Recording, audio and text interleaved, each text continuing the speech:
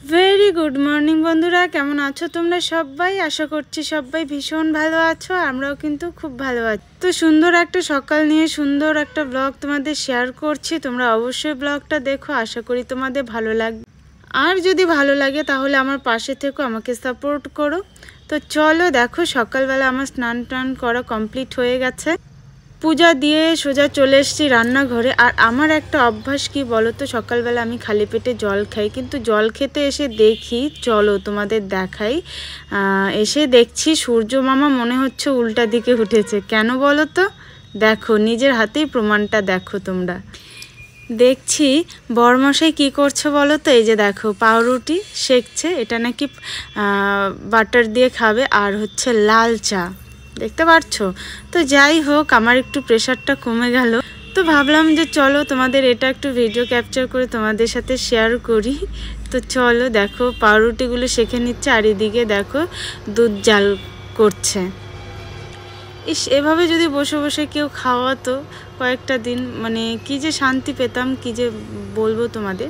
কিন্তু সত্যি কথা বলতে আমি কাজ করতে ভীষণ ভালোবাসি। তো যাই হোক, ব্যাগটা ফেলাই দিতে লাগবে, ব্যাগটার জন্য ভিডিওর এসে ভালো আসে না। এত সুন্দর ব্যাগটা,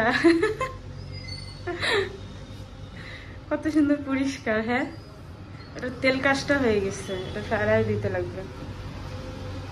আর এই যে দেখো পাউরুটিটাকে সুন্দরভাবে বাটার দিয়ে মাখিয়ে নিচ্ছে।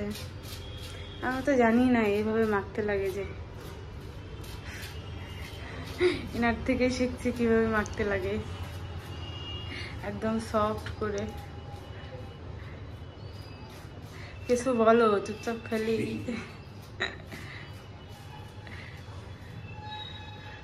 একটু কম কথা বলে তো, এর জন্যই।